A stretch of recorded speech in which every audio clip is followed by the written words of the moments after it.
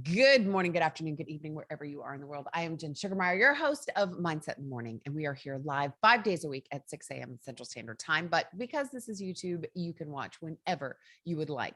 And we talk about mindset 5 days a week because we know that there's this holy trinity of health, and this is how to get you whole and complete, and that's mind, body, and soul. And as a society, it is well ingrained with us that we need to work out our bodies, and we know that we need to take care of our soul and meditate and do the things. But what are we doing for our mind?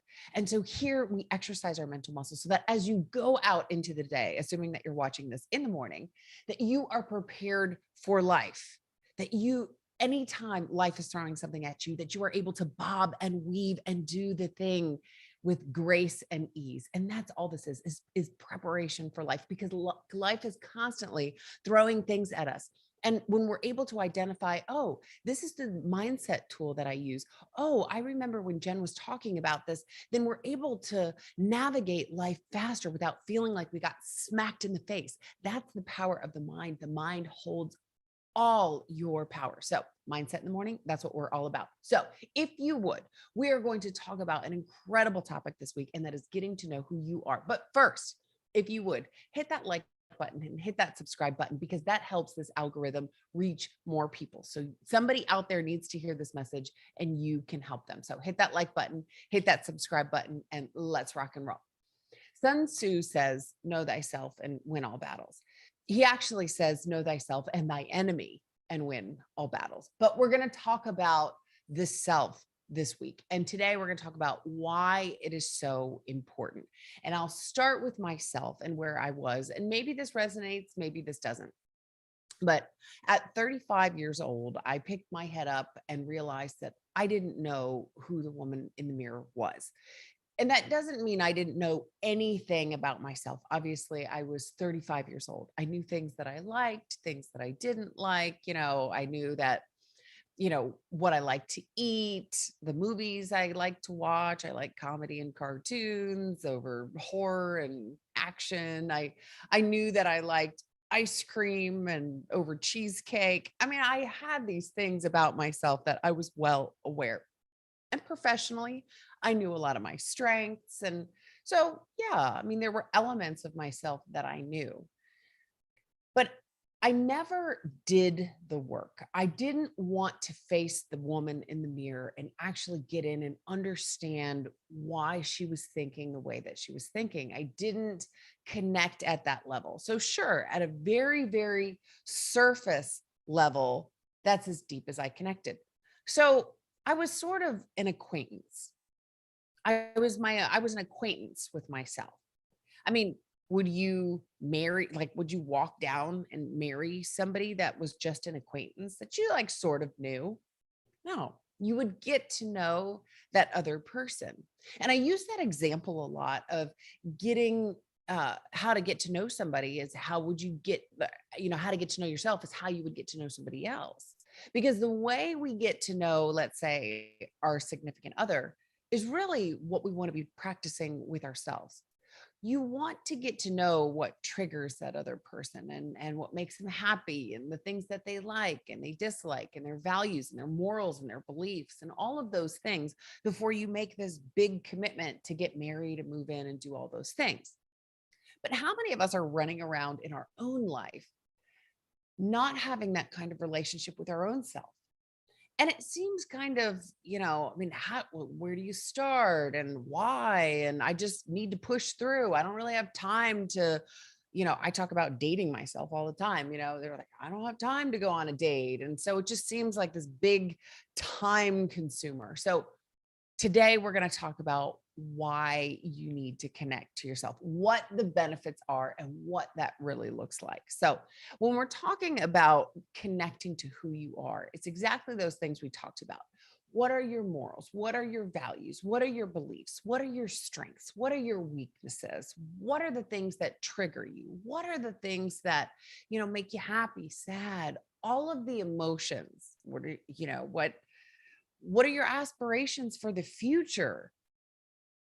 All of those things, only you have the answers to them. I can't define them for you. I may be able to make suggestions, I suggest that, we all try to be good people. I suggest we don't try to, go against the law. Sure. But at the end of the day, ultimately, you are the one that has to decide. So, some of the benefits to why knowing yourself will help you win all battles. What is the benefit? There's a level of self acceptance. When you start to understand who you are, you will be able to better accept that person that you are in the mirror. We are inquisitive people. You ever have something that happens and you're like, I just need to know why? I just need to know why. That's how we are. We want to know. We're so inquisitive. And sometimes when there's not closure in a situation, that's when it can be really tough for us because we need to be able to close things off and we need to have the knowledge around it. And that's just how our brains are wired. We don't just have all these loose ends, like things happen and we don't know why and they all just happen. And we want to know the answers. That's why, the field of science and the field of, there's just all these fields of how to understand things and tie things together and all that. So when you know who you are, when you understand, then you're actually able to accept yourself better. It's like finding that answer that you were looking for. Oh, that's why that happens. Oh, now I understand. And you may not agree with the answer. You may not like what you find, and that's okay. Just because you find something doesn't mean that you can't that you have to accept that forever. You may find that you are really overweight and it's not working for you. You want to change. Accept the number that you see on the scale and then make the change. But you first have to accept. So acceptance doesn't mean that you're stuck. Okay. I just want to make sure that that's clear. But when you know who you are finding the answers. So self acceptance. The beauty of self acceptance is that you have now accepted the situation as it is. Now, if others come in and there are things that they don't like about it, you're like, well, this is what it is. And you can be able to stand up better for yourself because you are going to run across people that have all kinds of opinions on how you should be and things you should do and not do. And the world is full of opinions and they're not all going to align with yours. But when you know who you are, then you can stand in that person and say, okay, but this is who I am. And you can stand solid. It's like building your foundation in concrete versus sand. If you have a house in sand, then when the wind blows, i.e., if somebody comes along and tells you should be doing something else, you're going to fall over. But if you're in concrete, you can stand firm in who you are. So it helps with acceptance and it helps with other people as they start to come into your space and tell you what to do and suggest and all their opinions and all these things. You can stand solid because you know the person in the mirror. It makes it easier to make decisions. You're not reinventing the wheel every single time. I got in this mode of reinventing the wheel every time. When we know what our standards are, when we know what our morals are, when our values are, like if you come into my world and you say, hey, Jen, I want you to be a part of something, that's, I don't know, corrupt or something. I don't know if that's a good example. I don't know if anybody's asked me that before, but I'm going to say no, because my integrity tells me that that is wrong. That is not who I am. My morals don't align with me going out and doing something evil to someone or gossiping about someone or any of those things. That doesn't align. So I don't have to think about the situation when it comes into my world. Like, I don't know, should I participate in whatever activity this is? The answer is just no, because I already know that that doesn't align with me. But I know it doesn't align with me because I did the work. I know what my morals are. I know what my values are. So knowing who I am is actually going to save me time because I know how to make decisions faster. I'm not thinking about it like, sure, today this, today that. Have you ever met those people that you don't know who to expect? They come in the office one day, or you see them out one day, and they're they're eating a certain kind of food, and then another day they're not, and then they're eating certain kind of food, and then they're not, and and they're just kind of all over the map. And I'm not saying that that's a bad thing, but I think that's a common example. There's certainly been times in my life where I'm eating meat or not eating meat, or whatever, but you don't know what to expect because the person is all over the board. And sometimes we do this with our own personalities too. I've had people in the office, you're like, I don't know what person is showing up today. And neither do they, because they have internal work that they need to do. So when you know yourself, you are able to show up as that person that you are, and it is more consistent. You are able to make decisions that are more consistent and aligned with who you are, and you actually save time. So that's another one of the many benefits. You have less self-doubt. I don't know. Should I be doing this? Should I not be doing this? I don't know. If something goes against your morals, the answer is no. It's not, should I maybe do this today? Should I maybe not do it? I don't know. Okay. You know what? If you have boundaries, if you have standards and you don't hold yourself to them, do you know what they are? They're suggestions. You don't want a bunch of suggestions in your life. No, you want to have concrete, this is who I am. This is what it looks like today. And again, it doesn't mean that you can't change things, but accept where you are, know yourself. Some things you're not going to want to change, your values, your morals, but things like your weight, you may want to change, but know where you're at. You will have less self-doubt as things are coming into your space. I know how to answer those. All right. It makes you more compassionate to yourself because you know who you are. You know the things that you've been through. You know where you stand on certain issues. So you're able to be compassionate for someone, for yourself.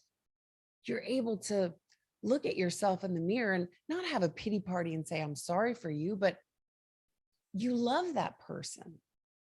You're able to look at him or her and say, I trust you. I have compassion for you. I want to support you. You don't have that with someone that you don't know. So knowing yourself will help you to be more compassionate. It will help you to become more independent. When you're able to know how to navigate this world, you're not depending on everyone else for the answers. You have them all. And you know where your strengths and your weaknesses are. So when you do need help from other people, then you can go out and ask. But when you know yourself, you can be more independent in your thinking. You don't have to ask people, so what do you think about this? You already know. How do you think? What do you think I should do? You're not asking other people's opinions. You're solid in your foundation because you've built your foundation in concrete, remember. So knowing yourself, you'll be able to have that level of independence within your own life that you don't have to run to your parents or to your friends or anybody else. Sure, ask people opinions. We want to surround ourselves with opinions, surround ourselves with people that have maybe done things in the past and ask them, hey, how would you do this? Ask their advice. Doesn't mean that you have to take it. But when you have the answers to the core things within you already, you don't always have to be running to other people. So there are times that you may want to ask somebody their opinion on something, but what you have is already inside of you. So knowing yourself will help you to become more independent and asking people less on theirs. It will help you. I love this one. It will help you in your relationships. There are different love languages. And I love that this is becoming more mainstream. People will ask, well, what is your love language? And it's so important to know for yourself and for the person that you're with, because we're not all the same. If you wanted to shower me with gifts, just send me all kinds of stuff and things, that's not my love language. That is not how you connect with me. In fact, that's really going to make me push things away because I'm a minimalist and I don't like things. So you've got to know about the other person that you're in a relationship with, what their love language is. Because when you know this, then you're able to connect. So is it acts of service? Is it physical touch? Is it sending, is it gifts and things like that? I can't remember what they all are. But when you know this, then you're able to connect with the other person better. So it helps you with relationships and knowing who you are because you can then communicate that to that person. I think it's fun sometimes when I see some of my friends and they'll tell me things about myself. Oh, yeah, Jen, well, we know that you don't like this, or we know that this about you. So we're not going, or whatever. And I think that that's a fun when you get to learn things about each other and you get to learn things about yourself. My friends know, don't shower me with gifts. That's not the thing. Sometimes one of my friends jokes with me about that. I'm like, please don't. Just don't buy me anything. Please don't. And I have to understand that some people, that's their love language, is to give. So I have to be okay with receiving. So I have to know the people in my life and what their love language is. And yeah, I do push back, but there's some people that I just know. When I used to work in corporate, my entire staff loved to give gifts like little candles and socks and mugs and that kind of stuff. Like I want zero of it. Zero. Don't give me lotion. I don't want any of it. But I would take it and I would smile and then I would donate it because I don't want it. That was how it was for me. So it will help you in your relationships when you know who you are, because then you can communicate that to the people in your life and then they're able to support you in the way that you need to be supported. And likewise for them, you'll know how to navigate with them when they also are able to communicate that with you. So when we all have this understanding with each other, we're able to work more together. We're able to have this collaboration where, okay, this person's this way, we're this way, but it will help deepen your relationships. It will help you to pick a path. When you know yourself, you can connect with what your purpose is and move forward. And I will tell you that sometimes that's really confusing. I'm on my own path and journey right now. And some days I'm like, I don't know. There's like 10 paths I'm looking at. I'm kind of trying them all out. I don't really know. But knowing yourself, getting quiet and listening, paying attention to your energies, that's going to help you to figure out what path is going to be right for you. And lastly, and maybe the best of all, we briefly touched on this, but knowing yourself will help give you self-love. And with love comes confidence. And that's where we want to be. You want to love that person in the mirror because that is the only person that is going to be able to help get you through in this life. Sure, there will be other people that add to that. But at the end of the day, you are the only one that's responsible for your happiness, for your success, for your peace, for your joy. And when you have self-love, that is going to fuel all of that. When my life changed, when I had my aha moment in life, it's because I heard 7 words. You need to learn to love yourself. And when I heard that, it was like my world opened up. I didn't have the self-love. And I went on a quest to figure it out. And when I found it, everything changed.